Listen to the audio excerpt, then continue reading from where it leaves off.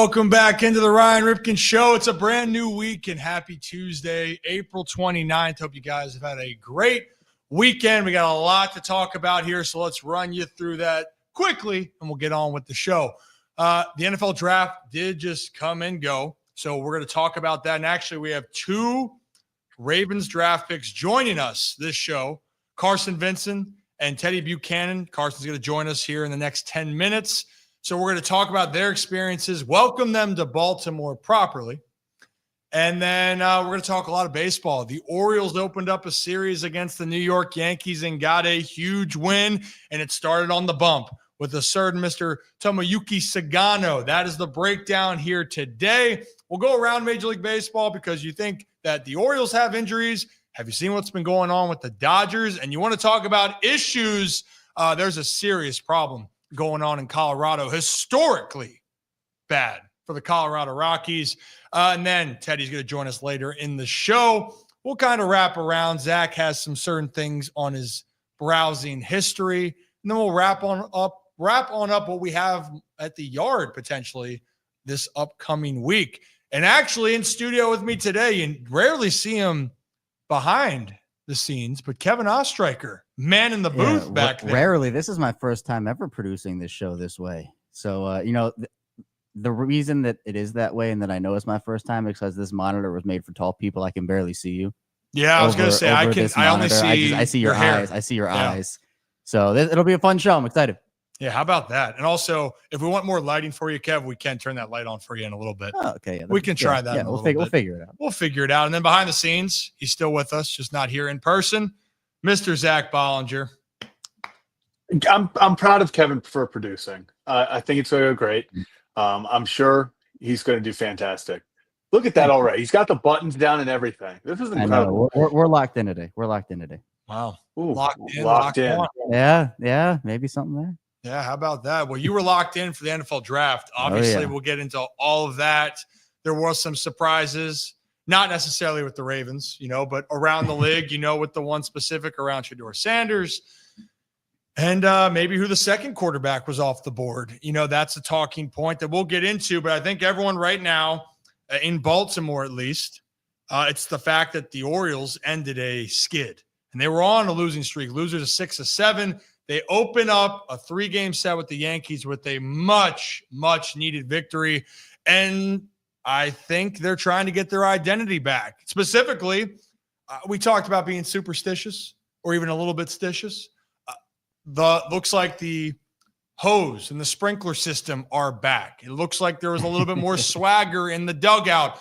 Definitely a hot mic was in the dugout there. And you know what? Oof. Vibes. If it ain't broke, don't fix it. I'm just kidding. You got to be careful with the hot mic, but it's a dugout. That's what happens. But you could feel some excitement, and Baltimore gets a much-needed victory. But guess what? You got to come back. You got to win the series. You have a chance to do it in Game 2 against the Yankees, and then so on and so forth. A long way to go, Zach. That's the phrase that I continue to say. Long way to go, and we're going to dive into it much more. But I think it was a sigh of relief with the Orioles closing out a 4-3 victory. Yeah, I mean, it's not necessarily the perfect game. It wasn't the game that made you sit back and say, okay, the Orioles are back. Okay, everything's going well. It was the perfect game.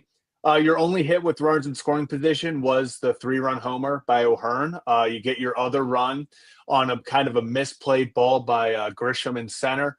But the Orioles have been playing some below-average baseball all season and have been coming up on the losing end of games. So for them to have a game where they didn't hit on all cylinders, they got a lot of production from the top of the lineup and the very end with Holiday and Laureano. But when it came down to it, still 0 for 6 with runners in scoring position outside that 3-run homer. So still a lot to improve on. Bullpen, Soto made it a little iffy at the end, but they were able to hold on. I think that's the biggest thing is it's a lot easier to talk about the correctable things, talk about, hey, we got to do this better when you're on the winning end. Winning does cure everything. People would have been calling for, Hyde and everyone to be out of here if they would have lost that game, but they find a way. Felix Bautista looks just as advertised coming back. He's working up back to 100%, looks dominant, and that splitter. from Tomo is disgusting. Oh, we're gonna talk about Tomo's split piece here coming up later in the show. The Orioles might have an ace. Just kidding. Not going to go down that rabbit hole, but it was really exciting to see you get a much needed victory. And the thing that we talked about here, the reason why people are so passionate, Kevin, is people love their Baltimore sports teams.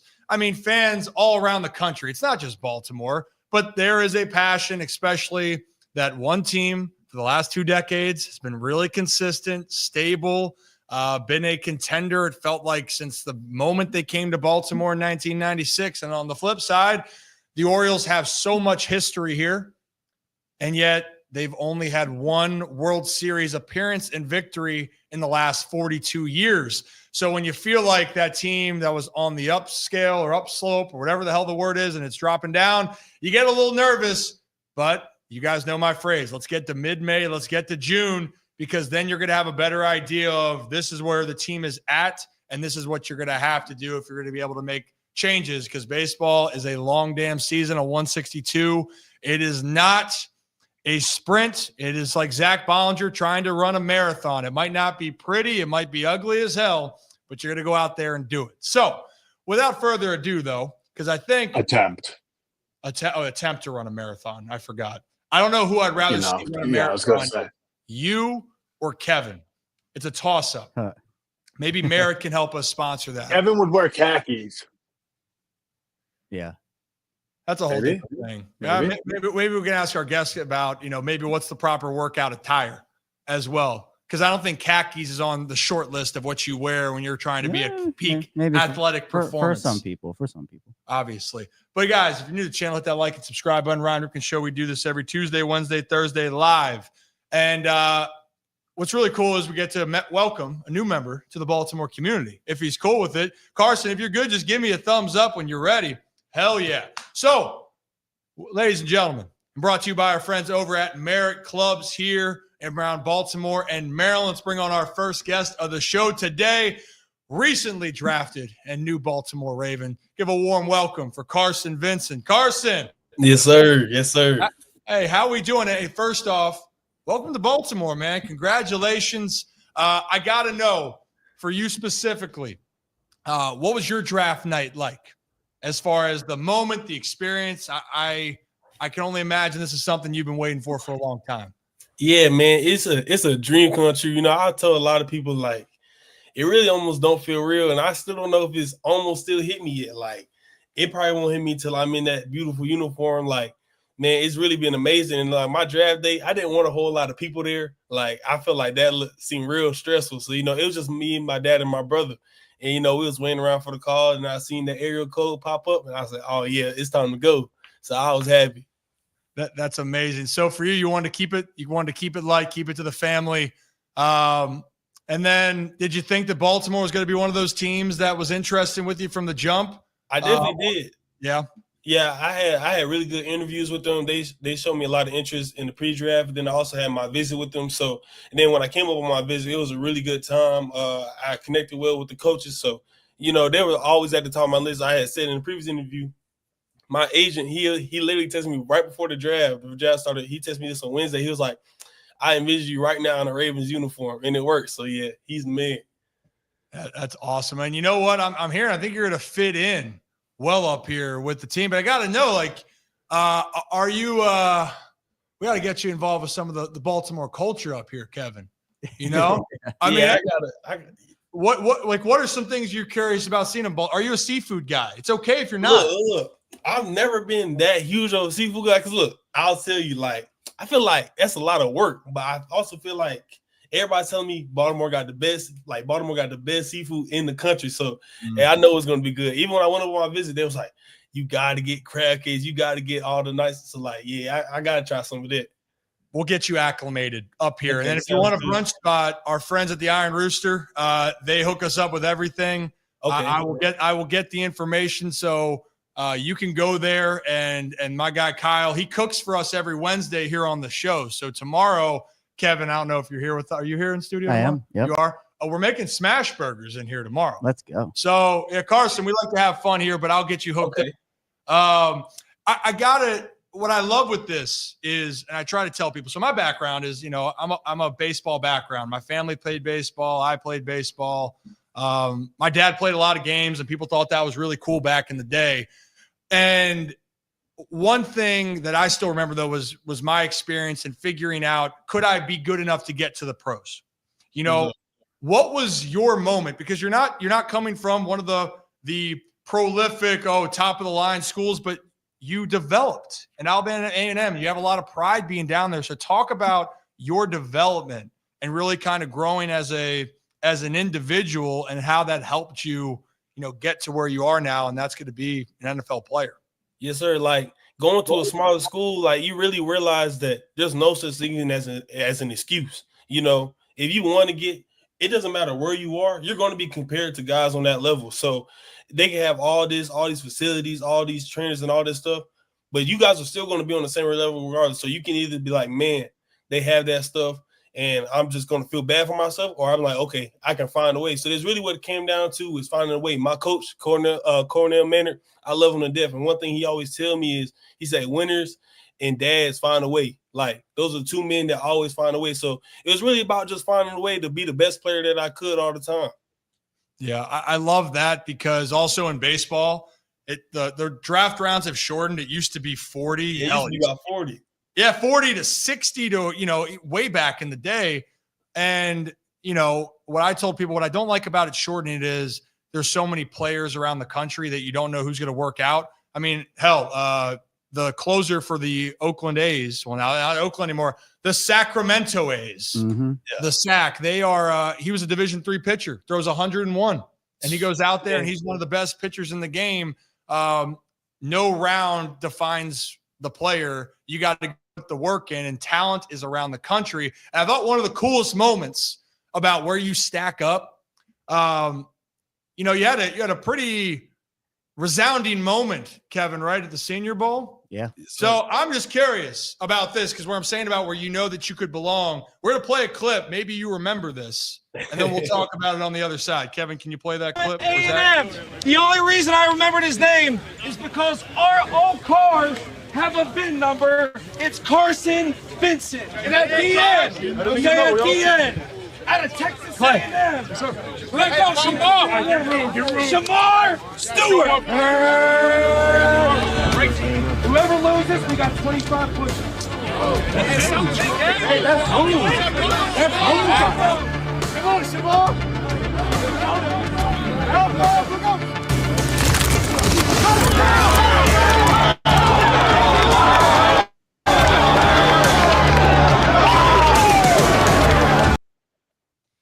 So we get the point. I think you were there, Carson. I might have been. You might have been there. But the reason why I bring this up, Shamar's a fantastic player. A reason why people were high on him. I mean, right? Cincinnati Bengals, where he ended up. You're going to be seeing him again. But I wanted to mention about you kind of knowing where you belong and stepped up. And here you are going against a player that was highly viewed as being a first-round pick.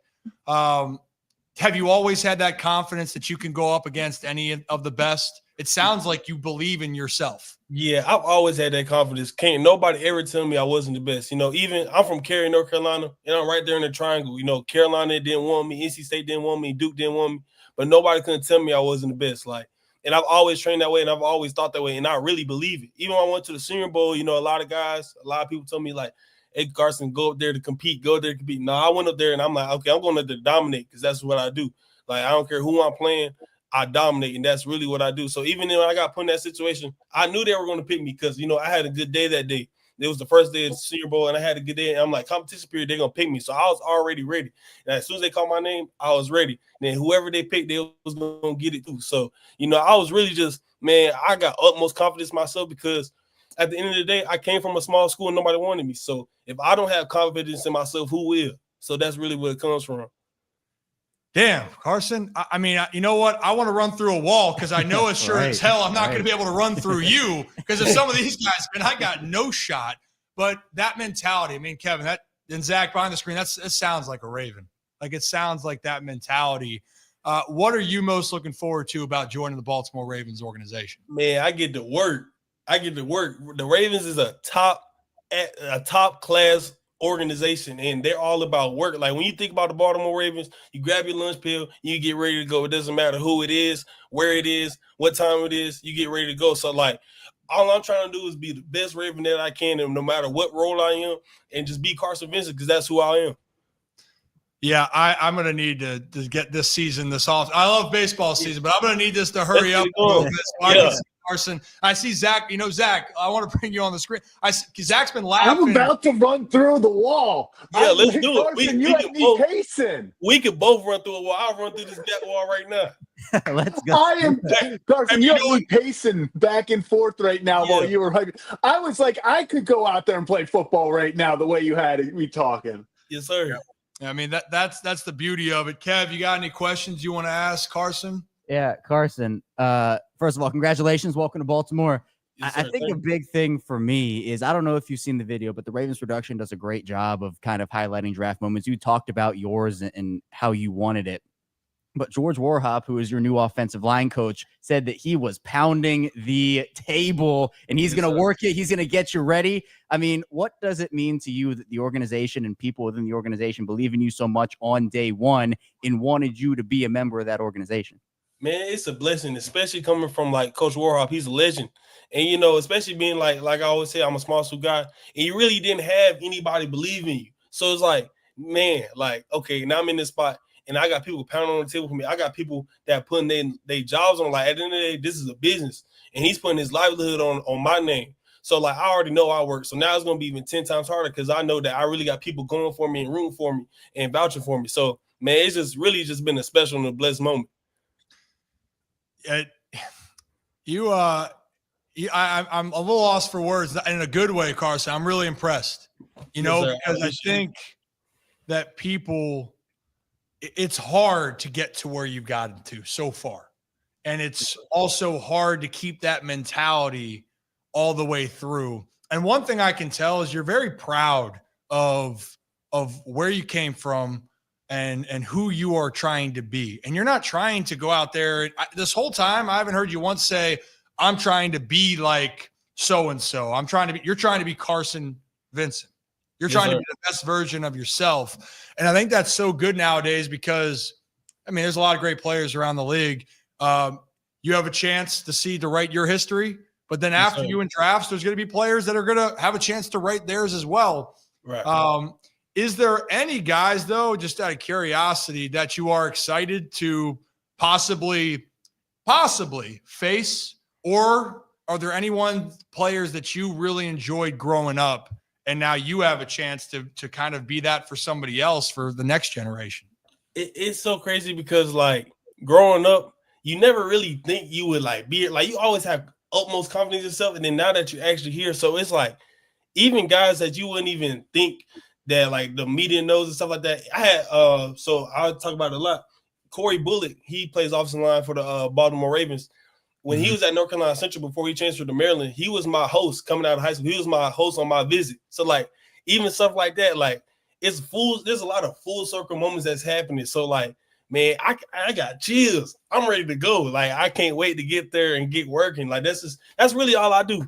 I play football, I fish, and I work. That's really all I do. Like so, it's not much to me really. It's just I'm a football player in and out. How's your baseball game then? Should we try to work on that? Look. I'll tell y'all. I played baseball up until 6th grade, and then they started throwing too fast. I'm not. No. I'll tell everybody, baseball is the hardest sport in American sport, like probably in the world. Like you hitting a round ball with a round bat. I play MLB The Show. I'm only hitting about 220 on MLB The Show. So I'm struggling. Well, hey, I appreciate it because as a guy that had to play baseball and fail a lot, and I mean a lot, it doesn't feel good, especially if the pitcher goes out there and he does what he can do. Then it's like, hey, you know what? I might feel good that day, but if he feels better, there's nothing you can do. Like there's nothing you got guys throwing 110 with 3 inches of run on their fastball. I know a lot about baseball. I watch it, but I can't do it. You know what? Carson. So at a time too in the future. And I mean this, and I'll when all the information out of here. Anything you need help with to get used to the city, you want to figure out what's going on, or hey, you want to experience something baseball wise, I got you. Yes, I sir. think I appreciate that. this has been my home area for a while, and you're going to fit right in with what's going on here. Before I get you out here, Rocco is one of our guys, part of our crew, and he spent time down in Alabama. Is this true that your coach was a stunt double for Jamie Foxx? Yeah. Yes, he'll tell you, like, it's so crazy. You know how you always hear like those small school legends and those small like legends?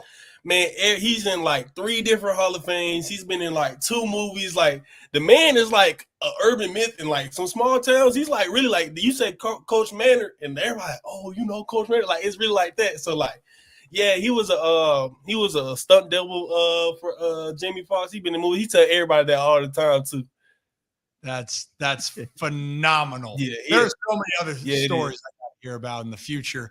Well, Carson, I'll let you go here, but we'll end with this. Is there anything that you want to end with? Anybody that you wanted to shout out? Any message that you wanted to relay, or for anyone else out there listening to kind of wrap up you spending time with us today?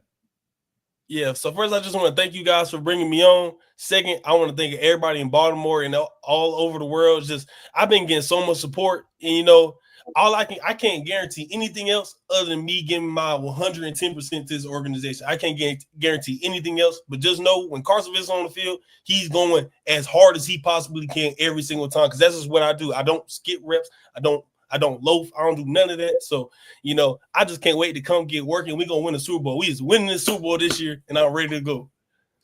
Hey, I love it. That's what I need. And Carson, man, I and so many people want nothing but the best for you. I hope I get to meet you here in the future when you're here. And above all, man, you keep being you, and you're going to continue to go places and achieve things. I hope you can achieve whatever you hope. And in this case, in Baltimore, as a player for the Ravens, I do hope you get a chance to hoist the Lombardi here next year. But you take care of yourself, Carson. Appreciate you, and you have a great rest of your day, all right? Y'all have a blessed one. I appreciate you guys. Carson Vincent, everybody. Hey, man. This is why I love this. What a guy. This is why I love this. And Zach still, he can't stop smiling back there. Zach was jumping up and down. I want to play football. Why is it not September? Why? I am so ready for football. It's but you know what I love? When you can tell a lot about people's just their makeup, you know, and I talk about this or just not baseball, athletes in general, right? We expect from some about, hey, you got to go out there and perform on the field. In some cases, for most cases, you don't get to know the person. So what I love the fact is, here's the first time, and you get to see who the Ravens are getting, you know, and it's, hey, you're getting a high character guy. Yeah. Oh, and then by the way, the dude can go out there and throw some people around and give them the business, right? But that is awesome. I can't wait. I hope we get a chance to show him around Baltimore a little bit more. And it should be a lot of fun. He's not wrong. He's coming to an organization here in Baltimore. It's got to be one of the most stable organizations in the game, especially since 1996. We're approaching almost 30 years of the Baltimore Ravens being the Baltimore Ravens here. And that was amazing. I honestly, I've heard so many great things about him, and everyone that I've heard about it validated all that in that 15 minutes we had with him. So, I mean, the biggest thing that I took away from it, it's just, one, I loved everything. Not once did he, I feel like, ever really talk about, you know, oh, he's going to come in and be this, you know, dominant force. He literally said, I can't promise anything, but that every time I'm on the field, you know, you're getting it all from me. You know, you are getting absolutely everything from Carson Vincent. He was just the way he spoke. And it wasn't just, you know, you can tell when some people, they're talking, but they're just trying to, you know, tell you what you want to hear. You know, they'll do the whole, hey, I'm going to give you everything. You know, I'm just, you could see it in his emotion, in his eyes. He is fired up to get on that field. He wants this, you know, week 1 to be tomorrow. You know, you can just tell he is a guy. I already tweeted out, this kid's a Raven. You know, the way he talked about, I want to go out there, I have this, you know, he has this charisma about him of he just wants to be the best. He wants to go and he wants to work. And I cannot even explain into words how fired up I am listening to him talk. Me too. It's a breath of fresh air. And also at the end of the day, I think when you get to know the players about who they are first, makes you want them to do even that much better. And I hope for Carson, he gets everything. Now the journey's just beginning for him. Made one stop, you get drafted, you check that off your list. Now the next thing is how can you continue to develop and hopefully continue to live out your goals. But one step down, many steps to go. And if you're new to the channel here, hit that like and subscribe button. It's the Ryan Ripken Show. We are based out of Maryland here, and we do this live every Tuesday, Wednesday, and Thursday from roughly 2:30 to 4:30 Eastern time. And again, that interview coming on was brought to you by our friends over at Merritt Clubs. At Merritt Clubs, you might see some things around Camden Yards coming up with us for some chances to win some giveaways. And shout out our friends at Iron Rooster as well for some opportunities to, give back a little bit, so to speak. So we'll have a lot of fun there. And for those that don't know, Merritt Clubs is allowing us now, because we had the first month, it was a full month. Now we're still able to give out 2-week free memberships. And we're going to be doing a lot of things there too. So stay tuned, but maybe come and be a part of it with us. We're trying to get more involved with the community. Merritt, they have so many opportunities involved. I just put the link down there. And if you use the code RIP25, Zach, over and under 25 seconds, that's 25 seconds. Always. I don't care if it's 1 Thank second. you. I'm going under every single time. Thank you very much. This is a rigged game, Kevin. This is a rigged game. So right there, when I move, you move. Just like that. So that is merrittclubs.com/Ryan-Ripken/ and then use the code RIP25, all lowercase right there. You'll get 2 weeks on us. We appreciate our friends over at Merritt Clubs, and check out merrittclubs.com. And guys, I'm trying the Pilates class. I think me and Lama, my mom, are going to be doing a Pilates class together. Can you imagine? Ooh. Maybe I'll wear khakis, Kevin. As you should. Listen, khakis are especially the ones. So I got the Under Armour flexible, they give you the support that you need. Mm-hmm. They give you the flexibility you need. And I'll tell you what, if anybody wears khakis playing sports, you're going to just have magic to your game that night. It just is what it is. And you can take it from me, who was never on the field for a win in his 4-year high school career. Yes. You're welcome. Every time you say it, I get a little bit speechless. I'll be honest. I mean, I was injured for 2 of them, so injuries. So that's why you wore the khakis then, to help with the injuries, or No, they weren't. My sophomore year I broke my middle finger, and then my senior year I had a head injury. So I, not leg related or anything, but and then now I have my eye injuries. So that's, just carrying on the injury name for Kevin Ostraker. No doubt about that. But I'm glad you're seeing the glasses are off and we are rocking and rolling here at the Ryan Ripken Show. And guys, let me see if I can figure this out. Oh, no, Zach, sorry. Oh, there you go. So I want to get everything in here. Shout out all of our sponsors over there, Iron Rooster, Deep Eddy Vodka. And we'll be taking a quick trip up to Hollywood Casino in a little bit in Charlestown, West Virginia. But in the meantime, fellas, there's a lot of chatter around Baltimore. Actually, I would say in Major League Baseball, a lot of conversations have been around the Baltimore Orioles because of what's been happening, and because they were a team that, even though that there were some quote-unquote weaknesses to start the season, a lot of injuries piled up. An offense that was supposed to carry the team was struggling. You could feel that something just wasn't clicking. And they were getting by. And then they went to Detroit, and the phases of the game that we talk about, you got to play defense, you got to pitch, and for me, it's you got to execute in situations. Situational baseball is so vital. And Detroit whooped their ass in all 3 categories up there, and that's why the Tigers won 3 straight, and that's why the Tigers are also one of the best teams in baseball right now. But for the Orioles, it was kind of a wake-up call. And we saw some reports coming out that they called a team meeting. Cedric Mullins, Ryan O'Hearn. Now Kyle Gibson's coming back tonight. And what they do, they brought back the sprinkler, the hose, or the sprinkler system with the players, the dugout, and there was energy and there was a sense of urgency from the Baltimore Orioles in Game 1. And Kev, there's no such things right now for me in April as like, hey, it's a must win.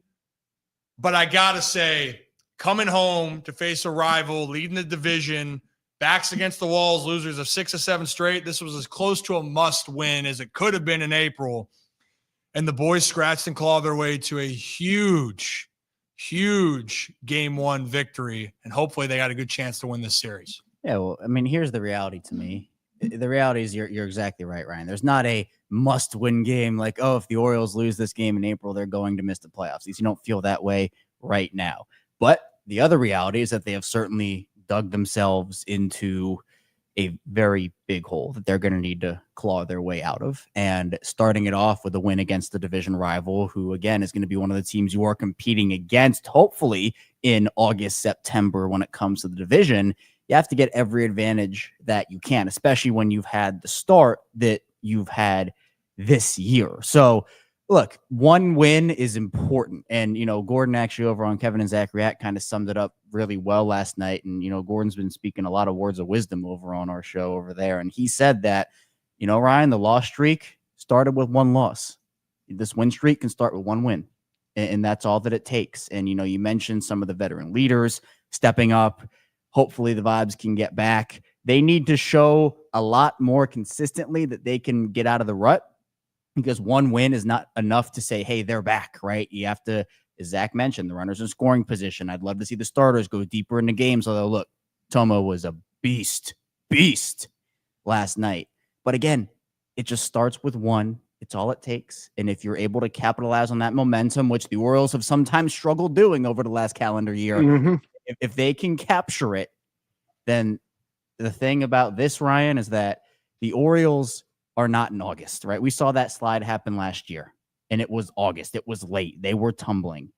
It's April right now. And as you've said, give it, what's your 40 games? Is that mid-May to June? People can say Mark DeRosa likes saying 40 games. I think that 40 to 60 range is a very good sample size. Yeah. So I think for me, yes, they have shown troubling trends, but the good thing about it happening now is that you're able to at least dig yourself out of the hole, where if they had kind of been middling for the start of the year, maybe above average, and then they had the stretch they had in August or September, it could have sunk their season. So there's a lot more opportunity for them to get back on track. But again, you just hope that they can capture the momentum, get back on track, and figure it out. Zach, what say you? Yeah, I mean, this is, I think, the biggest thing for the Orioles right now is going to be building off last night, because we've talked about it before. And like you just said, Gordon brought up last night, the losing streak started with one, winning streak can start with one. You have to win that first game, and then you got to win the second. I think tonight is such a massive game for Baltimore for a lot of reasons. One, you're feeling a lot better about the rotation if Kyle Gibson goes out there and puts up a competitive outing. If he can go out there and give you, like I said last night, give us 6 innings of 3 runs. I'm not asking to throw 8 shutout. I'm not asking for a perfect game.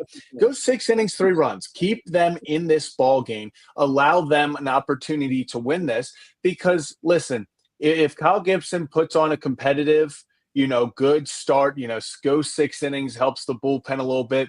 If you can get after Rodon, if you can go out there and win this game, you win the series, you suddenly take all pressure off of you for tomorrow. Tomorrow becomes almost unimportant, because we always talk about win series, don't get swept. So if you're able to win the series on game 2, it all of a sudden puts all the pressures on the Yankees, so they have to avoid getting swept game 3. You can grab momentum back. You automatically have 2 of 3. You win the first series of the year. It just gives so much confidence, I think, to a team that needs it. That is, it helps loosen up a team that seems like they're playing extremely tight at the moment. So I think tonight is an extremely important game, because you didn't play perfect, but you found a way to win last night. if you can build off that and play even better and grab a win tonight, suddenly, you looked at that Tiger series and it was rock bottom after that 3-game sweep. If you can take 2 of 3 from the Yankees, you are feeling a whole lot better going into this stretch against, let's be real, let's not sugarcoat it. The Orioles play one team that is currently above 500 in the month of May.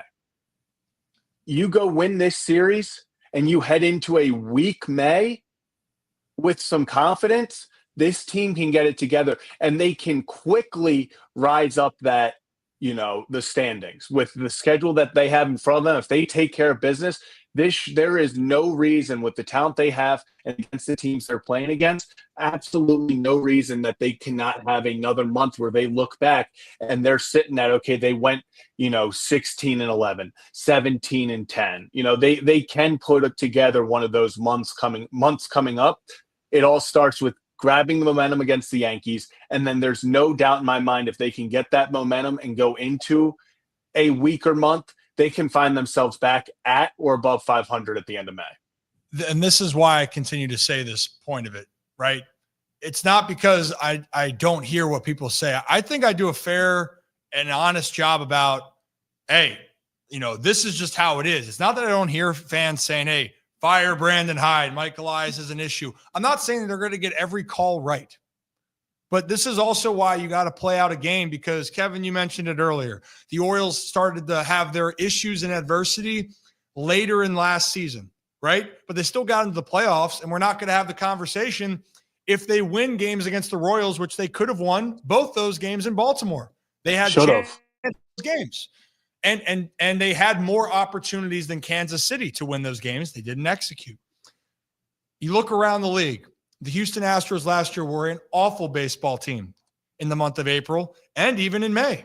And then what happened? They caught the Seattle Mariners, who then fell apart, fired their manager, and Houston wins the division yet again. The Detroit Tigers sold at the deadline just to come back and get hot in August and then go and win a playoff series. So this is the unpredictability of baseball. And this is why when you get to May and June and you can really assess and say, all right, our ball club, they are not making the adjustments. It's simple to say, well, Ryan, when do you make adjustments?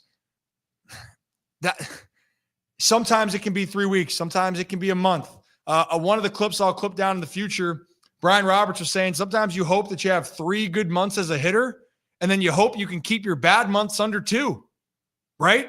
Like that's a reality in baseball. It is a game of runs. The ones that are more consistent out there are some of the best players, but even the best players have slumps. It's just how quickly do they get out of it. The Orioles as a whole were playing a bad brand of baseball. Well, guess what? Now you have an opportunity against your division rival who you have owned the last 2 years to remind them that you're not going away. But it starts again tonight. But it started off the series. And Kev, if you don't mind pressing this little button on here on the little Rode Wireless, it's right on the side there. I know. I'm sugar baby. We have did you press it? Yeah. Is it on? Can't look at it blindly. Uh-oh, hear something. We hear something. Yeah, it's flashing, but Are you holding it down? oh yeah, there we go. We're gonna have to do a tutorial a little bit on. I know. We've been saying that for a while now. I got to get my crash course. Is that test? Hello. Can you hear this? Test. Go again. Kevin, is that one on? Test. Yeah, it's quiet. But... Can you hear? Can you turn it up? Move it on up. No, that's the volume. Time out here for a second. Zach, I'm going to go check in on our friend over here. Yeah, just put me full screen. I'm going to talk about Tony Yuki Sagano. Yeah, just push up the Now it's all the way up. Test. Yeah. While they are figuring that out, are we all good over there? Because I'm just kind of taking over. Talk about Tomo right now. Zach, can you hear me? Yes, I can hear you. We're all good over here. Okay. I'm going to keep moving. How about now? All right, we're going to keep moving and grooving. And while they are setting that up, we're talking about Tomoyuki Sagano. Past 3 starts, got the stats actually right here. Tweeted them out earlier today. So let me pull it up. but only 5 earned runs over his past 3 starts. His past, I guess you could say, so over his last 3 starts, 19 innings pitched, 2.37 ERA, 12 Ks, 4 of which came last night in a dominant outing. Only 1 walk, which also came last night. This is the important thing, is he is not walking batters. 1 walk in 3 games. He only has a 0.84 whip, which is walks, hits per innings pitched, pretty much how many base runners you allow per inning, allowing less than 1 in his past 3 starts. He's gone 11 scoreless, 11 straight scoreless innings. We go back, James Wood 3-run home run was the last run score in the first inning of that game against Washington, was the last run scored on Sugano. He's absolutely looked incredible over his last 3 starts, but it's funny, every single game it feels like it's the same thing. He struggles in that first inning. We saw it against Toronto in his first game. We saw it obviously against Washington, last game or the game prior to last night. And then last night we saw it again. That first inning, allows the walk, allows the hit by Judge. So you got runners on, gets out of it with no damage. It feels like teams are getting to Tomo early, and then after that, he kind of shuts them down. It's been what he's done throughout his entire, I guess, tenure, 5-game tenure so far with the Orioles, is he has been incredible at shutting things down once they get started. The difference last night is they never got started. They didn't get any across in the first inning. They were unable to get out in front early.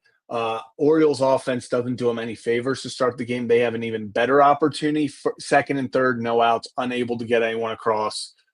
But it didn't matter. Tomo has been lights out pretty much once he gets settled in every single start this year. And so for him to put up a goose egg in the first inning, that's going to be a big key for him. If he can get out of the first inning clean, he is going to stack a lot of really good games together. This is a very good pitcher. I do not want to underplay that. This is one of the greatest pitchers. This is a multi-time MVP in Japan. This isn't a slouch. This isn't someone who came over because, he's got good velo, he's got high potential. Or no, this is a proven star pitcher. We can make jokes about, Sugano's the ace. Sugano is an ace. Maybe not by the definition of what you want he's going to strike out a guy per inning. He's going to throw multiple no-hit, go deep into, 9 scoreless multiple times. He's not going to be this swing and miss pitcher like you saw last night. But at the end of the day, Tomoyuki Sugano is a damn good pitcher who is going to put the Orioles in a lot of situations to win this season if he can continue to get out of the first inning, unharmed. And if he is able to kind of build off of each start, he keeps getting comfortable. I don't know if we're going to see an uptick in strikeouts like we did last night, but he's got the stuff. This is a guy that I would expect to go 6-7 innings every single game, and he's not going to give up a lot of runs. He's been by far, and I've been saying it on here, I've been saying it on Kevin and Zach React, once you get Eflin back, if Cade Povich can continue to build what he's doing, you got Cade, you have Tomo, you have Eflin. That is a very nice 1 through 3. We all good there, as Ryan's going to break it down a little bit more for us. Hello. Can you hear me? Can you hear me? Well, yeah, we just threw Zach off the screen. But hey, if you're new to the channel, hit that like and subscribe button. We'll try to, I'm not going to try to mess with it too much, but if you guys can see and you can hear me, bark if you hear me in the chat. And Laura, I appreciate the technology upgrades. We are working on all of that here at the Ryan Ripken Show. But hey, look, Tomoyuki Sugano, so many good things that happened yesterday in this outing, and we already know this answer, right? It starts with the starting pitching. Your guys go out there and play well, or your guy gives you an opportunity to have success, it can lead to good things. Now, one thing I did want to note was Sugano. There's my little magic marker. The first inning was tough for him, right? And Zach mentioned earlier on that it takes time for Tomo to kind of find it. Well, guess what? You saw it in the first inning where he threw 26 pitches. And right here, I love it, though. First pitch fastball right down the middle. Nice. We're going to take it. Strike one. Now, he got a little bit bailed out here because he went a lot of off-speed pitches, and it's a 3-1 count right now, or 3-2 count. And you guys know how I feel about this. First batter of the game, I'd rather not give in. Luckily, you're going to see Grisham swinging a curveball outside here, which was a ball, but a little bit antsy, and you can see that's way off the plate. Not a great swing by Grisham, so it works out in the Orioles' favor, and they luck out there. Because why then? Well, Aaron Judge is up next. He's going to get a hanging slider that's going to sweep across, sweeper. And Aaron Judge is hitting 400 for a reason, right? So there's that. So this is the trouble in the first inning that we're talking about. We're going to get through the bad first. Then you're going to have Cody Bellinger, where he threw a lot of off-speed pitches to Cody Bellinger early on, ends up walking him. And then you're going to find yourself in a little bit of a jam here. But you know what I love here is that Sagano, even when there's chaos around him, he didn't give in. And then he went right after Goldie here and makes some really excellent pitches. So you're going to see on this first pitch, sinker's going to run in, right? Fouls it away. And then now if I can freeze it after a second, come on. So he just went one way, right? So we saw the fastball, sinker go this way. What I love is Sagano's like, all right, I'm going to take a deep breath. I challenged him once in. He felt late. Maybe I go this way instead. Get his mind thinking. And that's exactly what he's going to end up doing. Sweeper away. Now you got him 2 strikes. So really good game plan. So now if we're breaking this all down, so what have we seen so far? We've seen it go right. Seen it go left. Well, 2 options that he could do. But now he's making Goldie think, well, why don't we just elevate one right here then? And make him see if he can go chase. And that's exactly what happened. So 3 different ways that Goldie's going to see. And it was supposed to be in, but he misses high. And Goldie's like, dang, this guy's tough to read. So Sagano's battling. And then he finally is going to be able to get out of it here. Volpe's going to roll over on this. And the Orioles strand the bases loaded for the New York Yankees. All right, and then this is where Tomo starts to settle in. Fastball in to Dominguez. I mean, look at that. Painted. Absolutely painted. Right on the corner. So then now that we already have that spot, right? So he's thinking, all right, Tomo's not afraid to challenge me in. And then this is where we saw that splitter really start to work here. And you're going to see this thing just die over the middle, the bottom part of the plate where for a moment it is in the strike zone. I mean, if we want to freeze frame this, Tomo had this working. Right now out of the hand, that looks like a strike, right? That looks so close to take. And this is what we were talking about with Tomo, having an idea of what he wants to do. And then the thing just drops right off the table. Great pitch by him. And this was a theme overall for him. But the thing with Tomo in general is knowing how to pitch. We heard it all the time. You don't have to be perfect with what happens. Can you still hear me or is it out? Is it on or off, Kev? Speak. Test. It's off. Okay, so it died. Here we go. Let me get this. Stand by. How about now? Oh, yeah. Are we rolling now, Kenneth? All right. So as we get back into this real quickly, come on back around. So in general, though, all right. So for Tomo, you're going to see him continue to make the opposing team think. So you got a slider away.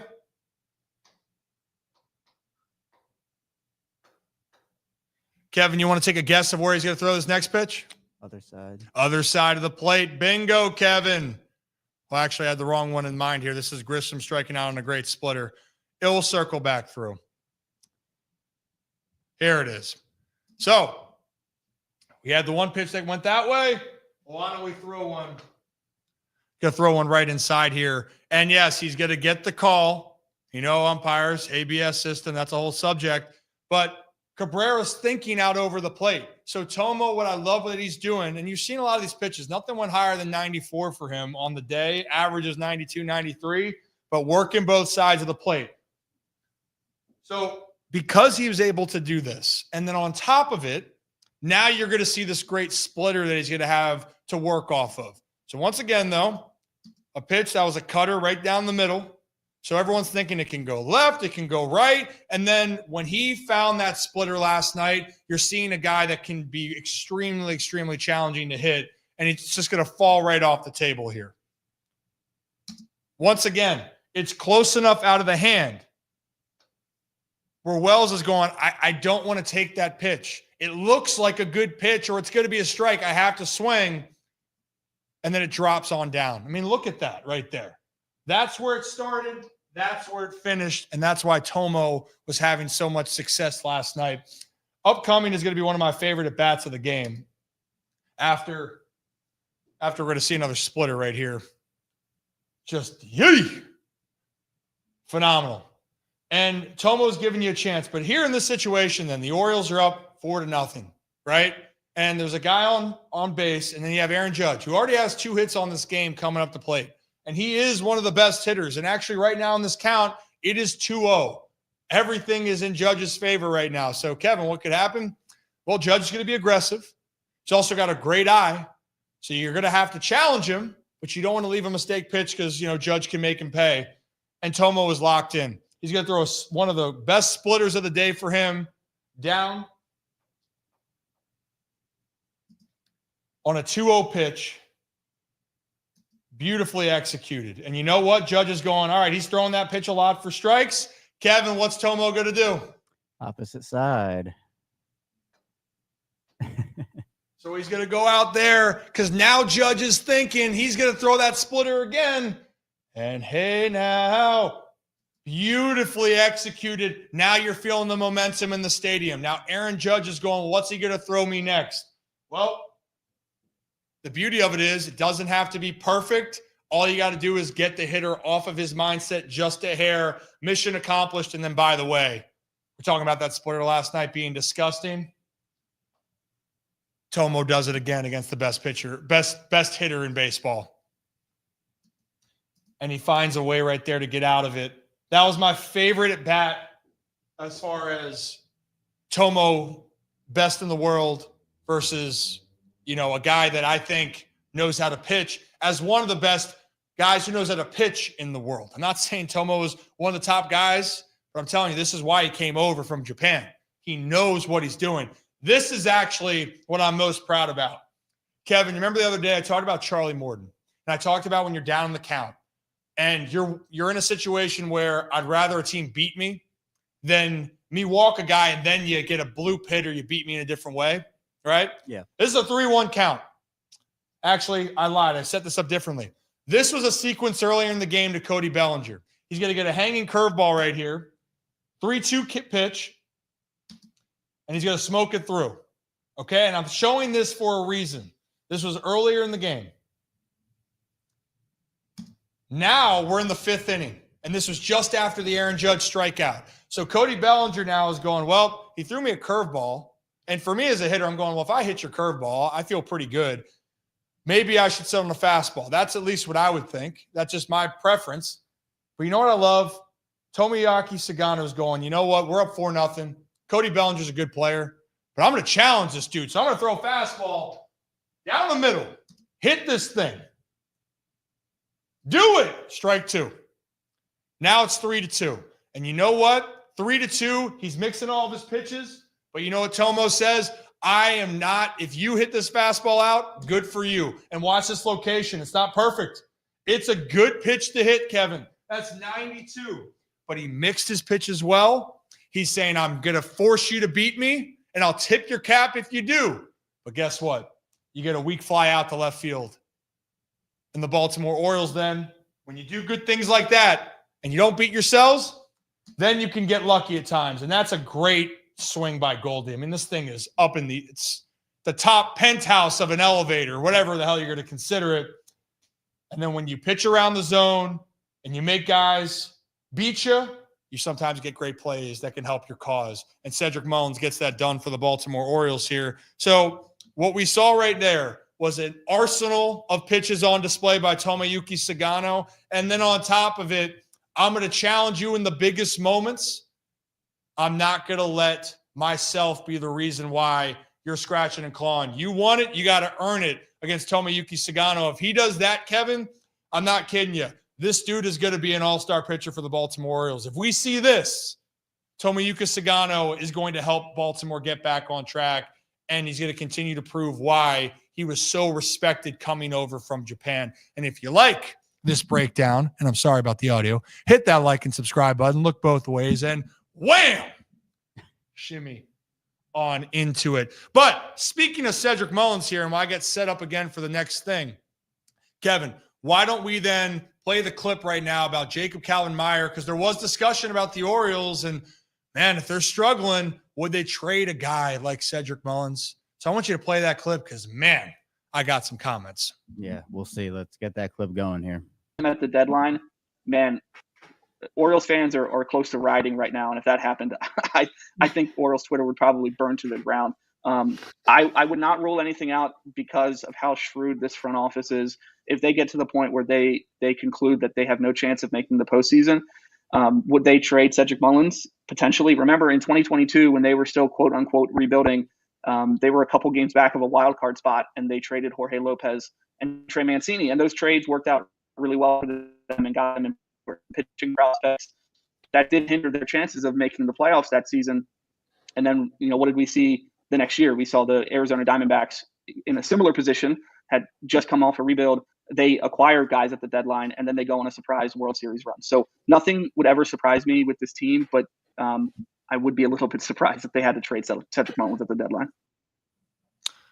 So right there, and a lot of people were having some panic around the Baltimore Orioles, and what do you do? And we weren't kidding that the Orioles have been probably the hottest talking point in the baseball world. Like, honestly, if you think about it, they have been one of the highest talking points in the baseball world. And Jacob Calvin-Meyer, he does a great job for the Baltimore Sun. And I know a lot of people in general get caught up with what is happening with the team. You're worried, okay, you're not extending guys. Would you trade guys? Are we just going to get new prospects? Are we going to rebuild? It's way too early for all of that, in my opinion, number one. But number two, my comments that I've had, Kevin and Zach, behind the scenes, I told you I was very fired up and passionate about this. I am adamant, and you guys know how much I love Ceddy. And we talk about knowing people as people first. I love Cedric Mullins as the person first. He was my teammate in the minors. I played against him.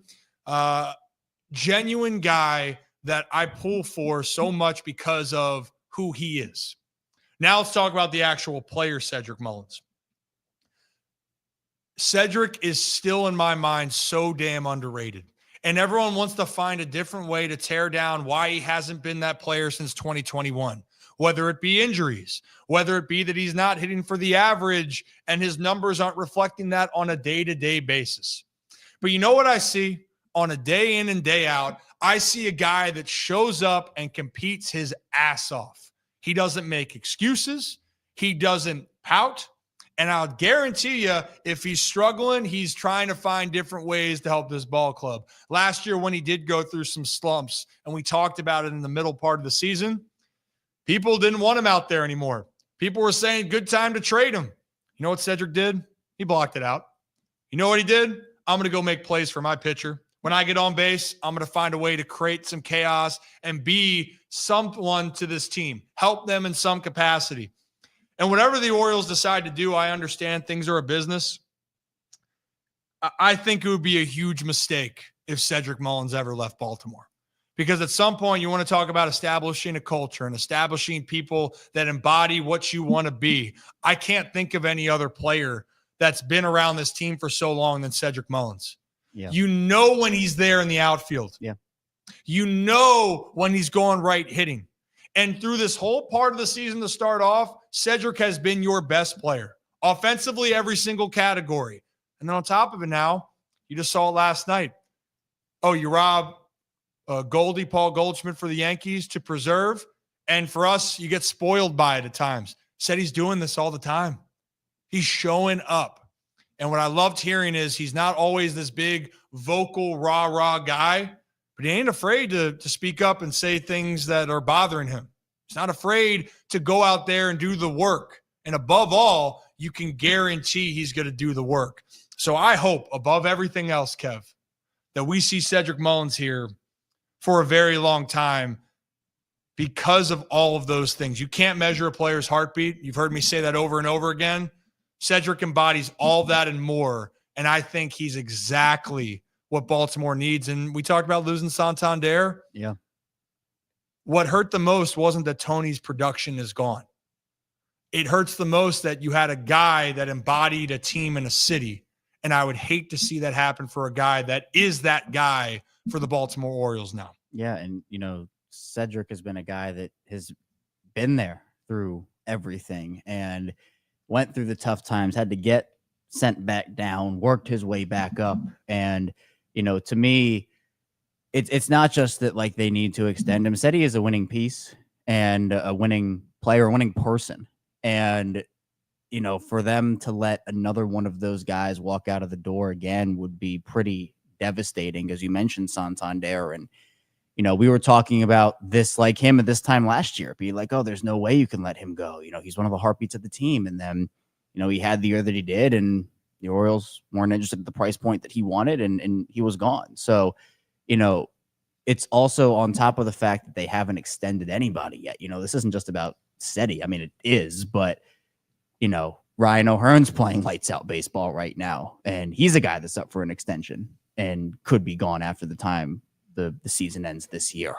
You have other young guys that you're wondering what is their future, whether it's in Baltimore or is it somewhere else. So, you have a lot of winning pieces on your team, but it's a matter of we don't know what this team looks like even as soon as next season. And we're focused on this year, right, Ryan? This is 2025. Mm-hmm. They're trying to win a World Series, but Cedric, after the start to the year that he had last year, and everybody was out except for obviously you and us and a lot, some people were still in, but a lot of people were saying that there's no way, you got to get rid of him, you got to send him down, get, this, that, and the other.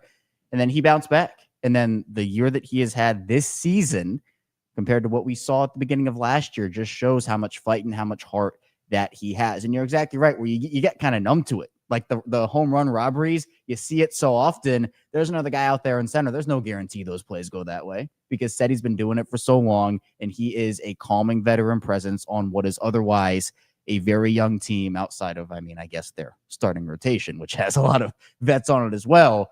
But you have a lot of opportunity here, I think, if you're Baltimore, to reward a player that has meant so much to your city, so much to your organization with a well-deserved payday. Because look, if he keeps playing like this and Baltimore doesn't give him that, some other team will. Yep. And you know what? If it comes to the point where you don't want to pay him and that's the decision, I get it. It's business. And business is business. And there's a clip we sat down with Mark Teixeira talking about business. Talking about the baseball can be ugly.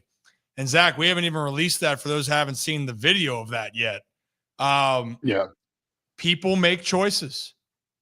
And that is, you got to do what's best for you and your family, and you got to live with that. But for the Orioles, it just seems like a guy that for right now, you want to feel a connection to the city. That guy is Cedric Mullins. So I'm hoping, Zach, our guy stays. But you know what? I'll tell you this right now. He ain't thinking about that right now. He's thinking about how can the Orioles win tonight?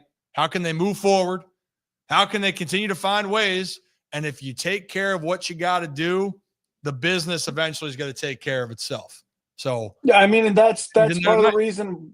Yeah, that's part of the reason why he's so successful. And let's, Kevin, you brought up, who are the two guys offensively that are saving the Orioles' asses this year? Because even outside of people are saying if Cedric Mullins and Ryan O'Hearn weren't playing the consistent ball that they've been playing, this team would be in worse shape than the Colorado Rockies. Like, we're talking Rockies historically bad. The Orioles would be right on pace with them if it wasn't for Cedric Mullins. Even last night, O'Hearn, the 3-run shot to put him over 4-0. Mullins with the 2-run homer, both of which, even if just one doesn't happen, technically, obviously, we don't know how the game unfolds after that. We technically lose to the Yankees last night. These guys know how to fail. And they're the only one in the offense right now that I can actually say knows how to fail. Because with these young guys, I think the biggest thing is it's mental. When they've gotten into slumps and stuff, you can see it eating at them. They're pressing. They're trying to do too much. This is when we get into that everyone is home run or bust. Ryan O'Hearn, career platoon guy, was given up on in Kansas City. We talked about Cedric Mullins, had such a bad year they went from the major sent down to Double-A, had to reinvent himself from a switch hitter to just a lefty. These are guys who have been through it all, know that baseball's not all sunshine and rainbows, and they go out there and they compete and they grind. They fight for every single at bat. So yeah, both of those guys are guys that I'm thinking you can't get rid of them. You certainly can't trade them midseason, because while these young guys are trying to still figure it out, because they are, we talk about Gunnar and them. Gunner's 23, Jackson's 21. Like, these are still young guys figuring it out at the highest level. While they're still trying to work through their struggles, you need those veterans like Ceddy, like O'Hearn, who are more than just on-field production. It's the veteran leadership. It's what they bring to the clubhouse. Those guys are saving this team right now. Yeah, I mean, and look, newsflash, for those that don't know, baseball is so damn hard. It's a sport I have a huge love and hate for it, right? Because I love the fact of the memories that I made, the people that I've met, the experiences. It's taught me a lot of how to deal with failure. But you know what I did hate?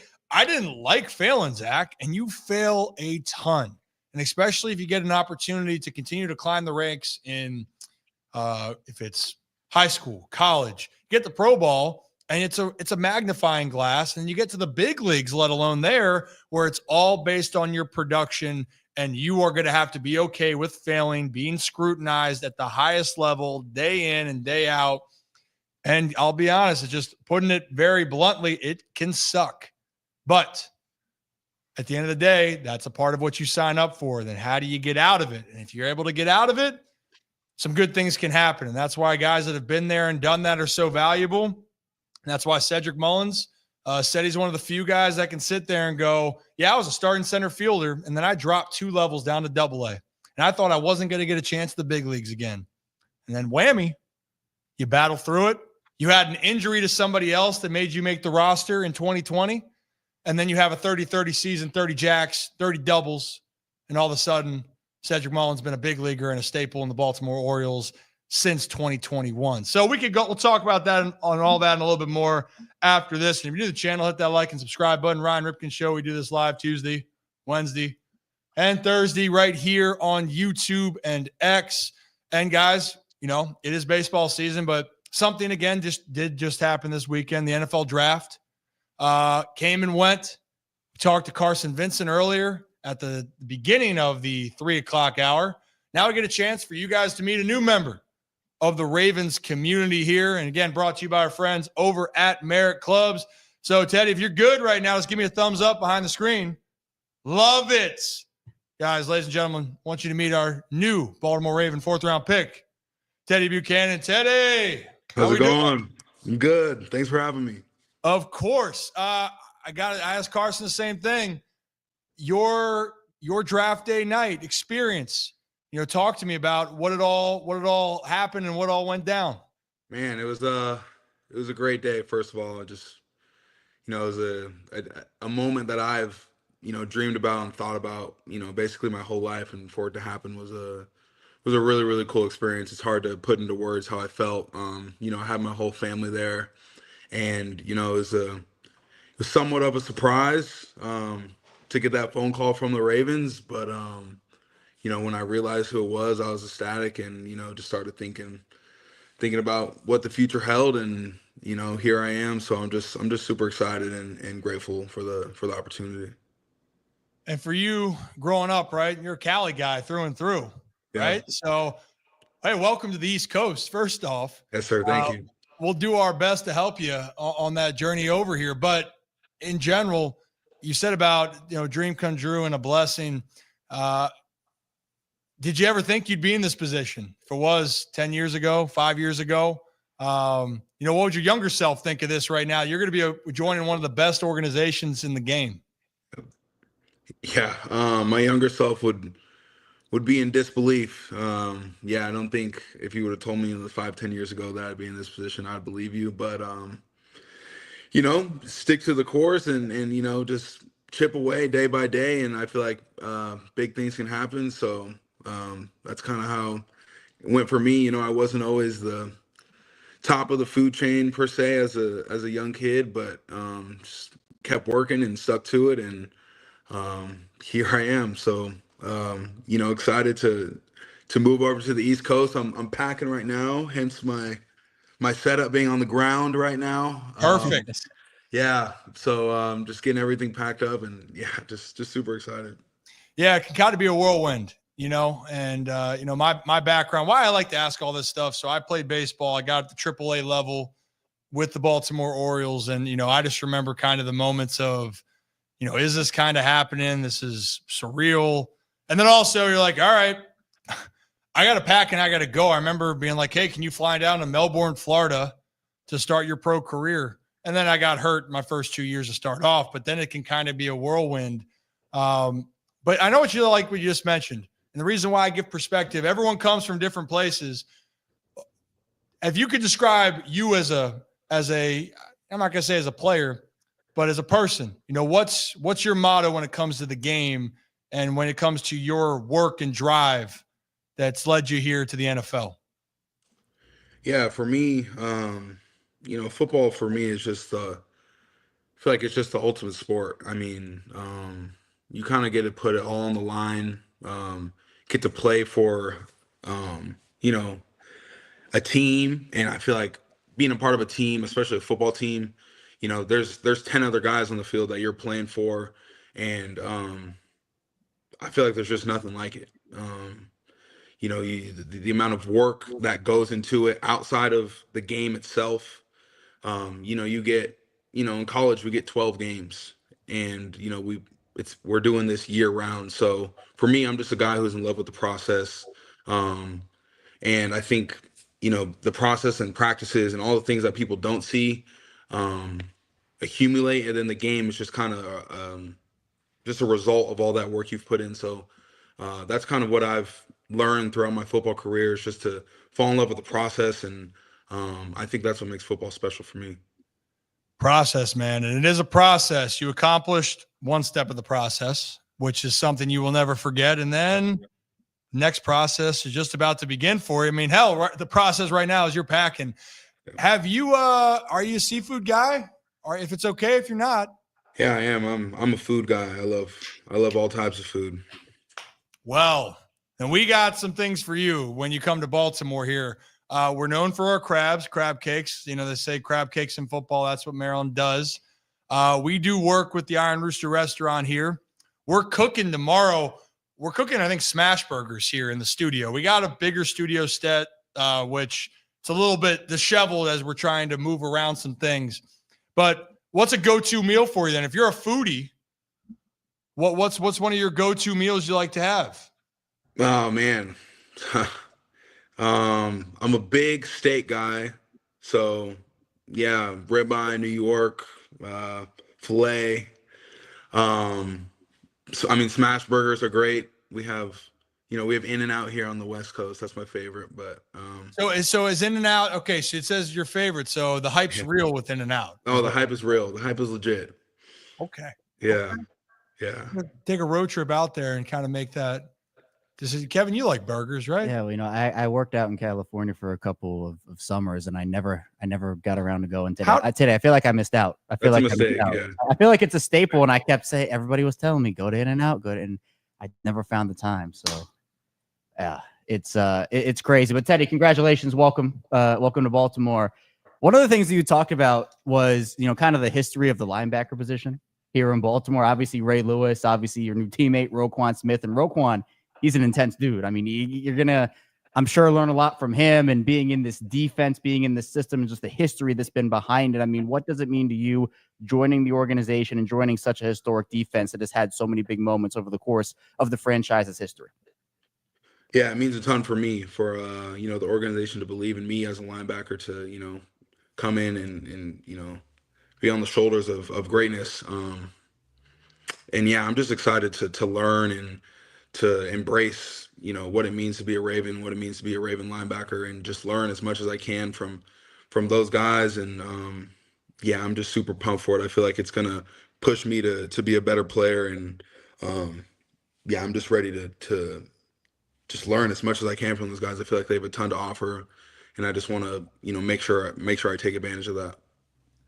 And I think you will. And you're going to have a lot of great resources at your disposal here. That's one thing about the community in Baltimore. They embrace the people here, and then the team itself is the reason why they've done so well. They want to try to put you in the best position that they can to go out there and do your thing. And also, though, what I wanted to ask you now off from football, because, again, I like the player side or the human element. There's one thing that you're involved with right now, especially involving with Reps for Rare Diseases, if I'm not mistaken, right?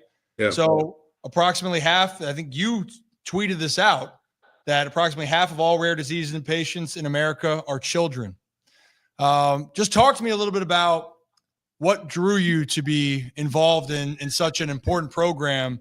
And also, I think it shows more of the interest that you have. Yeah, I mean, I love kids. So I think, my mom works with kids.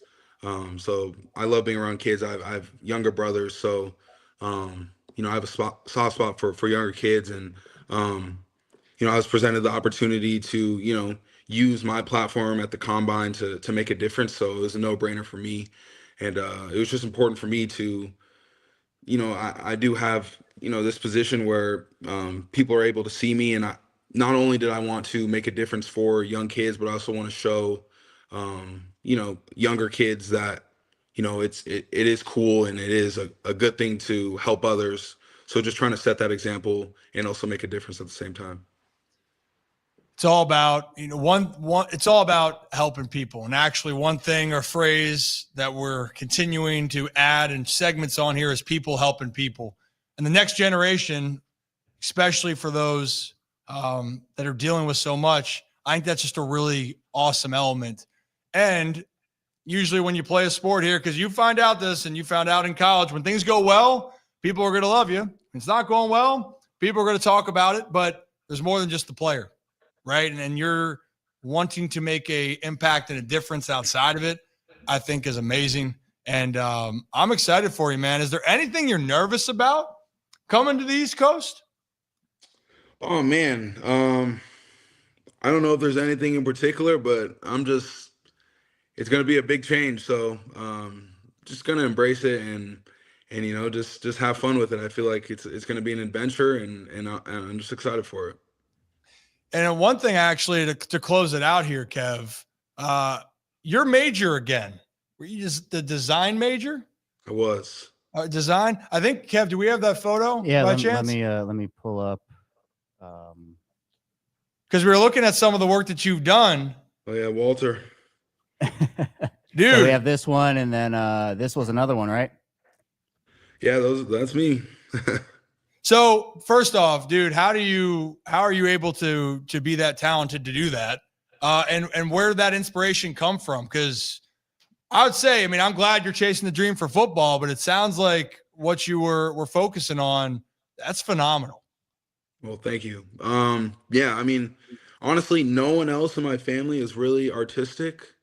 So I think I just picked it up in school. It was just something that, I did. I remember like first grade or something, following like a little tutorial art book and then just kind of sticking from there. I used to watch like YouTube videos and do little tutorials and, I just kept doing it. And it was also a really good thing to occupy myself during class when I was bored. So, like, I think the other one, not that one, but the other one you showed was, that might've been during class, at Davis. So, it's a good thing to just free my mind and express myself, in a way that's not athletic or football. So that's kind of where the inspiration behind the artistic side comes from. Yeah, damn. I'm going to need help with the artistic side because we're talking about, I don't think I can, I know I can't draw. Yeah, I can't do anything like that. I can't sing. I can't draw. I think I can dance. I can't dance at all. You cannot dance. Okay, time out. I can kick a door down. Yeah. Right. That's a signature move. That's my signature dance move. Okay. Yeah. Say, don't listen to Kevin here. Okay. I can dance. All right. in my own way. It's all about energy, right? If you believe you can. Are you, to finish it out, are you a Breaking Bad fan then? I am. Yeah. Breaking Bad is it's up there. It's up there with Game of Thrones for me. I don't know which one is better, but yeah, Top two. Top two. Top two. It's hard. 1A, 1B. It's hard to say.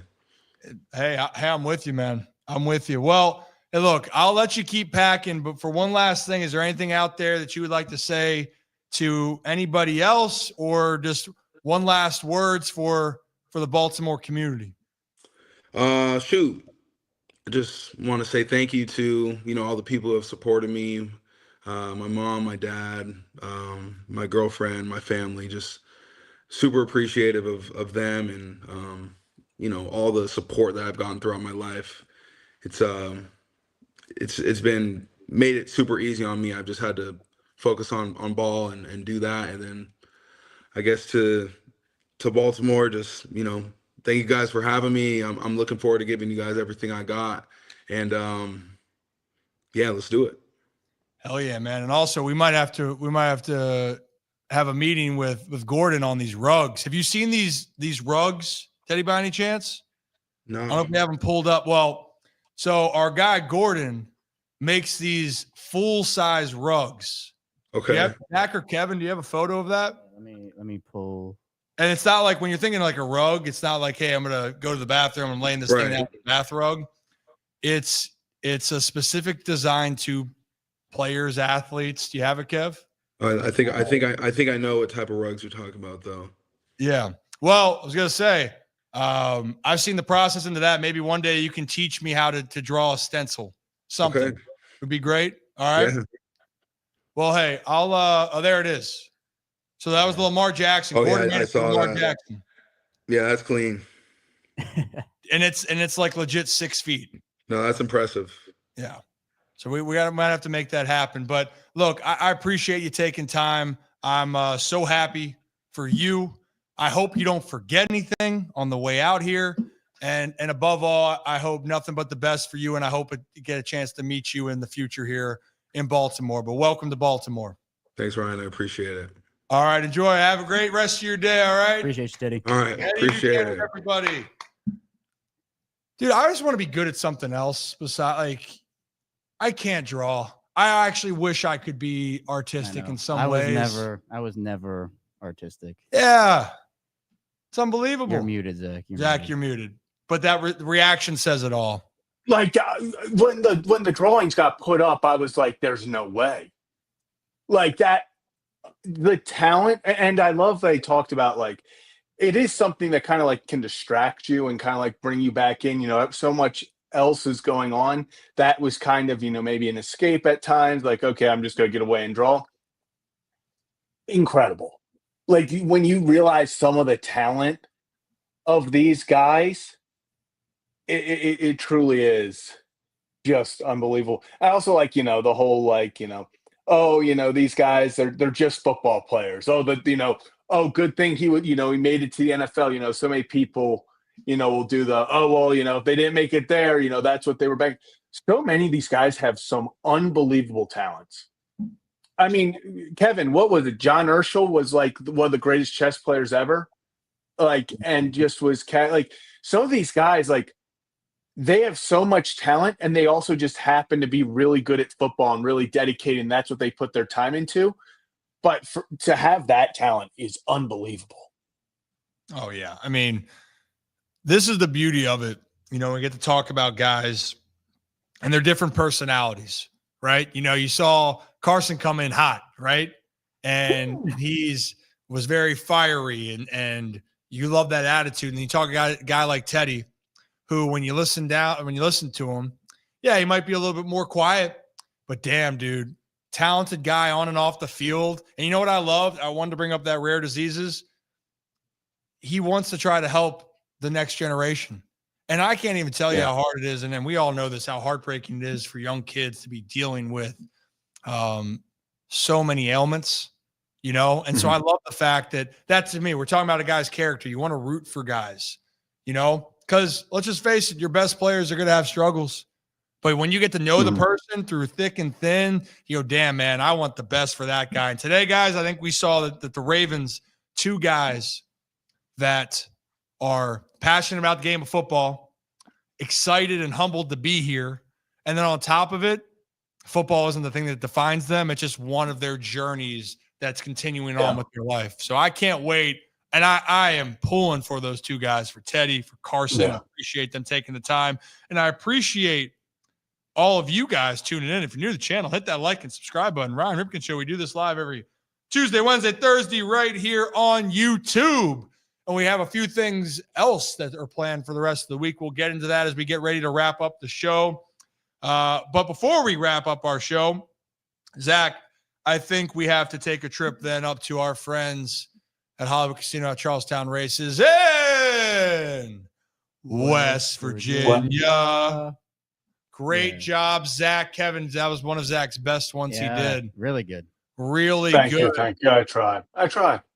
And you know what, Zach? We're just going to wash this because I don't think your picks turned out well from last week. Anything on the betting side that you like tonight, this week? Is it a home run pick? Or you're saying, we're going home run. We're going home run again. Ellie De La Cruz tonight versus Miles Mikolas. He's, I think, 7 for 11 off of him career. He's also hot right now, Ellie. He's gotten a hit. I think he's gotten 9 hits in his last 24. I'm just, he hasn't hit a home run in a while. And maybe we get some Ellie De La Cruz goes out there, finds them. They're back at home, playing in Cincinnati, smaller ballpark. I like it, for best bang for your buck. I'm going to go. I believe it's like plus 350, 400, depending. I forget where it was last time. Depending how early you got to it. Everyone might beat the streak tonight. So and what is the streak at now? It's now at 0. It was at 10 before I came in today. Damn. Oh, no. Who lost it? I used it automatically uses it for you, but I had Tatis on Sunday, and then I doubled down with Machado, but I was going to go Freeman, and Freeman got a hit and Machado didn't. So I kind of go off the first two I see because I hate second guessing myself. So the streak saver is between 10 and 15. It does one time. It goes one time throughout the year. So then it was. What's a streak saver? So if your streak is between 10 and 15, it automatically saves your streak one time throughout the season. So it was still at 10. And then I had Brendan Donovan, St. Louis, and he went 0-for-3 with a walk. And that is what did me. And so tonight I actually have both Ellie and Gavin Lux. Well, may the odds be in your favor. Are you doing this on TikTok? I was, and then the draft happened. Yeah, the draft happened. Well, we'll get you back on the horse there. But you know what, Zach? Clip this up one way or another for our friends at Hollywood Casino, because if you're right, 100 to win 375. If you're wrong, well, back to the drawing board tomorrow with our friends up there. And hey, if you don't know about our friends up there at Hollywood Casino, here's the deal. They're involved with ESPN Bet. And right now, if you bet online and get $100 in pen cash in the process, sign up for the ESPN Bet app to receive your first $50. And if you make a deposit, you can get your next $50 and you use the code 50pen50. And that's it. Minimum is a $10 deposit right there. And yes, as always, you must be 21 or older. And if you have a gambling problem, call 1-800-GAMBLER or Rocco DeSangro. We love our friends up at Hollywood Casino and Charlestown Races in West Virginia. Amazing. So we're going to find out. And also to close it out for the bets tonight for the Orioles, if you're into that type of thing, the Orioles are plus 140. Now it's down to plus 135. Money line tonight against the New York Yankees. Carlos Rodon versus Kyle Gibson. Runs over and under 9.5. Obviously, Kyle Gibson making his debut for the Baltimore Orioles here against those New York Yankees. So excited to see about all of that going on. Should be a great environment. There was one other thing I wanted to mention to you all. Papa shot? Oh, I don't know if we're gonna have enough time to do it to set it up. I kind of want to. Yeah, is that not what you were thinking? Well, I kind of want to do that, but I don't know if I can get the camera set up in time. Do you want one of us to join? And I got to try to connect the camera, and I can. well, here, let me hold on. Let me see if this will work. 1 second. Well, I got to plug my computer in. Well, no, let me try something. This is super producer Kevin, by the way. Well, what super producer Kevin? Kevin, why don't you take my laptop and plug in the? Here, take this. What are you? What? You're gonna plug in the. We're gonna see. Plug it into the camera over there. Yeah. Are we gonna live have you guys compete in Papa Shot? We might. All right. And then do we just do a winner? Do we say screw it? We'll just give $100 to one of the show members. All right, let's do it. 50, 100. Let's go 100. Let's make it fun. Let's put pressure on. $100. But they got to. Do we have people vote on it though? Who wins? We might have to put in the chat who wins. You know, do we have them start? And then if you predict the winner correctly, we can get this done.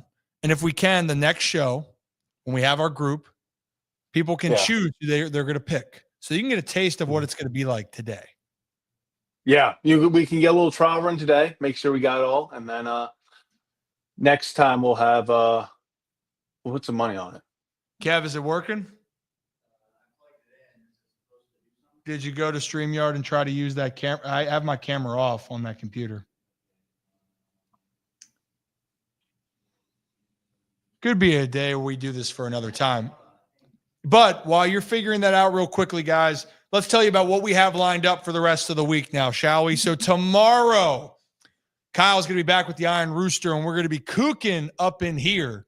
And I think your boy might be getting behind the skillet tomorrow and be cooking some of our food here. Cannot wait. We're cooking smash burgers as one of the items tomorrow. And then, hey, stop traffic. Dan Duquette, Orioles' old general manager and vice president of baseball operations, he is joining us tomorrow to catch on up and see what he's been up to and talk a little ball. And then we might actually have a little pre-recording from one of the Yankees' current players, might be their current closer. That will be upcoming. So you guys, we will tease that as well. And then on Thursday, we have a couple other things up our sleeve. I mean, Zach, I guess this guy's a recurring guest that's going to be coming on Thursday. I guess he is. I get officially recurring. Yeah. I think it's going to be a pretty good day if you ask me. So it's going to be a pretty good day. It's going to be a good day. Kev, any chance or no?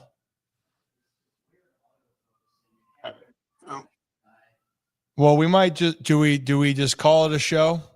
Yeah. How about we do what I found on the internet first, and then we can, while Kevin tries the last second. Okay. What? Yeah, Zach. Let's take our viewers out of here of what you found on Zach's browsing history this weekend. Ryan, we found them. In all of human history, we have had a singular goal to find he who knows the most ball, the greatest ball knower of all time, and we officially found him this weekend. Let me tell you what I'm talking about. Okay, so Will Compton, we're going to start off doing some interviews. Andrew, Giants fan, you guys are in the market for a quarterback. Got this Giants fan up. This is before the draft. They're asking him his strategy for the Giants and what he thinks happens. Let's give it a listen real fast. Sir, right now on FanDuel, the odds of Jackson Dart is like minus 135. Shadur is minus 130. You take Jackson, there's a fucking dirt in your neck. Yes, sir. You want Jackson Dart? Yes, sir. Not at 3, though. Not at 3. Who do you want at 3? Trade back. Shit. No, trade back into the first. So you take Abdul Carter. Abdul Carter. Abdul Carter. Trade back in. Trade back into the first round. Yes, sir. And We have then 2 get Dart. third-rounders. 2 third-rounders. So you still have a third-rounder. You lose your second-rounder. So you take 1/3, 1/2, go So trade up for like 31. 1.3, Abdul Carter. Okay. And then you have back into the third round. trade your second, one of your thirds. All right, get back into the first round. Right? I've been drinking. Does that sound right? Does that sound about right? That sounds great. That checks out. It checks out. It checks out. Matt checks out. So, perfectly predicts what the Giants are going to do. But this isn't the only time we saw this man over the weekend. Prior to this video even being filmed, Ben Paluzzi, who is actually friend of the program, Joey Monero, who we've had on a few times, was also filming at the NFL draft. And well, do you recognize this guy? The exact same guy. They are now shouting out random players throughout the NFL, throughout history, and asking if they know where people went to college. I mean, this is unbelievable. Hey, yo, Jason Sehorn, where'd he go? Come on! USC. Oh, Michael Strahan, where'd he go? Texas Southern. Let's go! Akeem Nicks, where'd he go? Let's fucking go! Run on ball. Hey, yo. This guy had the greatest run of Good for him. letting everyone know that he knows ball.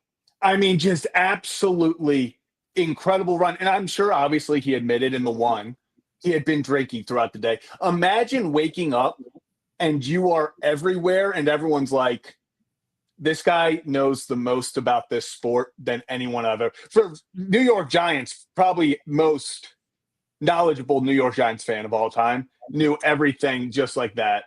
That's great. Incredible. Good for him. And you know what they say, that fans don't know their shit, Zach? Well, this guy specifically does. And a lot of fans actually do. And that is one of the coolest moments that you're going to see, is that's exactly what a professional team ended up doing. So good for him. Great run. Now the question is going to be, does that pan out for the New York Giants? And that's going to be the $1 million question. Nate nailed the game plan, but is the game plan the one that's going to get the Giants back on track? We'll find out. And Kev, we might just have to no pop a shot today. Kevin on the, I can't even see it because my laptop's over there. Is Kevin on the screen?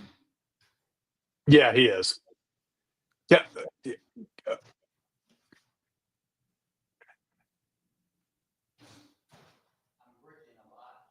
That's not a surprise. I can't even see it. Oh my goodness. I'm gonna switch seats. Yeah, you go do that. You go. I'm gonna.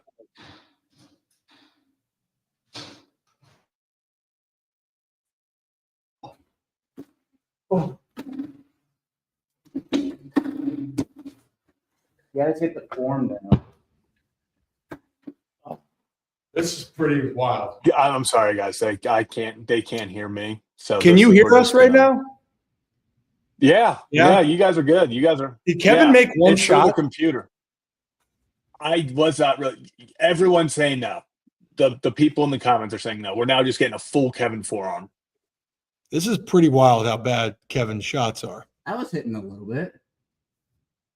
It's not a little bit is a stretch. Kevin, it's just. Oh, that's nice. Oh, Why did we do it? This is a horrible look for the show. it's a terrible look. I got to back up. This is bad. I'm so sorry, guys. I'm like, we're gonna have to edit this. We're gonna have to AI edit this. This is. Oh, Jesus. Oh my goodness, brutal. I don't know if we want to vote on anybody to do well. They did. I'm telling you right now, no one's going to feel confident in either pick when we take this back next time. From back here. I'll move over here. I don't want to hit the light because I have art. Like you have the laser. You're just lasering it. Guys, this is.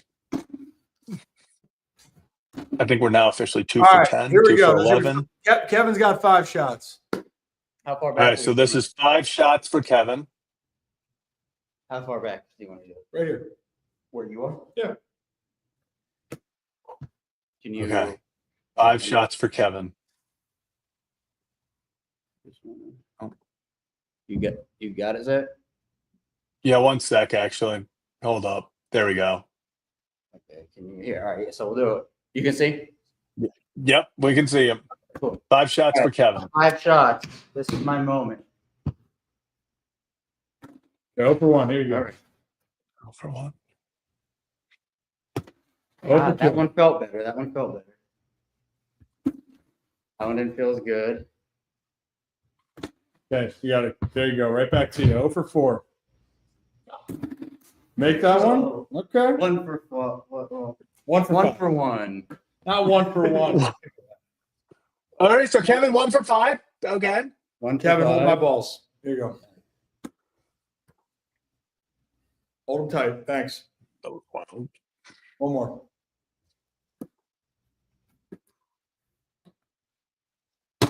We're already Okay, 1 for 1. Here we go. One more to win. All right. You got to fix the net. Did we even vote on the workout? Oh, 2 for 2. Oh, All right. 2 for 3. At least one of them. 3 for 4. If Ryan hits this as, I was going to say as a show, we shot 50%. He couldn't do it with my hand in his face, though. yeah, get right here. Kevin, get in his face, Kevin. Come on. Defense, Kevin. Kevin, get his hand in his face. I was trying to put the Oh, ball down. Kevin. Kevin, come on. Kevin, don't let him bully you, Kevin. Come on. Let's throw something out there. Oh, no, Kevin. Oh, no. Delete it. Delete the Too footage. easy. Delete the footage. It doesn't exist. Kevin, no. Oh, Clipping that. All Well, right. that got clipped. Okay, well, there that is. We clipped that one? No, Oh, of course, yeah. That doesn't exist. That doesn't exist. Kevin, that was you gotta show better defense. There was absolutely no hustle there. That was tough. You gotta at least foul him. Make him go to the line for 2. All right, Kevin, we'll have one more chance for you. 5 more shots. And if you lose, you are doing the fitness test tomorrow after we eat. After the eat. Okay. Well, actually, I already won round 1. You get 5 shots. Oh, so it's best 2 or 3. Yeah, sure. And again, You go. okay. And this is also brought to you guys by our friends over at Merit. We're having a good time here. Good kids. And Kevin. I'm more of a deep threat guy. Yeah, that's what it feels like. All right, so here we go. Ryan's 5 shots. 1. Oh God, this is not good for Kevin. Oh, 2. Oh, Kevin, no. Oh, I'm so Oh, Kevin. Oh, Kevin. Oh, that was All right, good. all right. Okay. Have a chin, Kevin's have got a chin. chance. I don't want Oh my gosh, Yeah. Kevin. So 3 for 4. 4 for 5. Oh no, Kevin. All right. There's no chance, Kevin. Kevin, I believe in you. I don't believe in him at all. I don't believe him. I'm just going to at get out of the all. way. Kevin, you got this, dude. You got can move this. up if you want. I have no faith in this man. 0 faith. Put it in the hoop, Kevin. Put it in the hoop. There's no chance he makes this. All right, you just got to make the last 4. All right. Got to get on the heater. Come on, Kevin. Oh, All right, okay. Are we about to watch a miracle oh, happen? it went in the We're other way. counting that. That counts. That counts. All right, We're I'll give you counting that. I'll give you that. Oh, man, it's tough. It's tough, man. Given redemption failed. Ooh. All right. Should we wrap up the show? That was tough for Kevin. That was a Yeah, tough one, Kevin. Back That in was a the tough gym, one. I'll get revenge one of these days. Yeah. Yeah. Kevin has a better chance of striking out Judge. That's kind of accurate. That would be content. That would be content. All right. On the mean splitter. I kind of just want to keep shooting, but I do have to get because we're going around the yard tonight, doing stuff with Merritt. We have some giveaways. Merritt and Iron Rooster, by the way. Gonna be a good time. Well, we're awful. All right, this went 4 for 5 in both rounds here. Let's calm down. Calm down here. Yeah, Let's go. Unfair advantage. And this is from deep, okay? Kevin, how far do you want me to go back for the end of the show? You tell me. Can we do like, all right, it can only be, It's on the pool table. yeah, it's on the pool table. Kevin, can't you hold the You're computer? right. Oh, I guess if you do it from that angle, we can It's get not a great Why angle. did no one just go live from their phone? well, because we were both shooting. Yeah, I guess. Oh gosh. I'm trying to go for the back hoop. Either one. Yeah, back hoop. Either one. Oh, Damn. yeah. No, Ryan, you got to leave on a good one. Don't screw this up. Oh. Man. All right, now I get it. You got to do a little. Where am I? You're in. Oh, why did he do that? Why do you feel the need to do that? Oh no. And then you just got to go back. You got to do the moves. Do the moves. Do the moves. Oh, ball's getting in. Oh, well lost. Oh. There, That makes more sense. Now it's back to normal. If he would have sanked that, that would have been the most Jokic thing ever. Just the least athletic looking crossover followed by. I'm known for my half. Once we get in an actual court, I'm known for my half court shots. All right, so we're going to vote now for what Kevin for tomorrow's show. We will vote for what Kevin's got to do. That'll be fun. All right. Taking this back. Paying with a gift card. Well,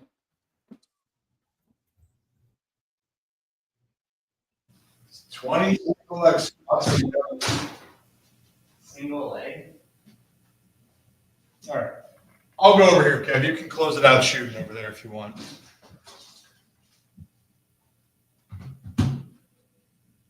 Yeah, we're just going to close this show with Kevin doing. It's going to be interesting what we're going to do for Kevin. We will figure it out tomorrow, specifically on what that should be. So while Kevin continues to shoot to finish out the show, again, want to appreciate sponsor over there at Merit Club. And also, Jake the Man, you the man right there. Appreciate you. And you know what, earlier, I didn't forget about it. A British Raven, member for 10 months, edging even closer to the less favorable membership. Yeah. No doubt about it. And Logan, Yeah. I was trying to read that. If it's about her not being in the lineup specifically. Yeah. Hey, Logan, I for one, thank you, by the way. Appreciate Thank it. you. I love seeing I have a hard time sitting a guy that goes deep. That's just me personally. And O'Hearn's seeing the ball really, really well. So that's just the way the cookie crumbles. But hopefully, though, the Orioles, they find a way to get it done. You win the series, you're feeling pretty damn good heading into the final game against the Yanks. But, Zach, I think that's going to do it for the show. Oh, Dilly Dilly. Wow, we got a new member here. Dilly Dilly. Has Kevin made a shot?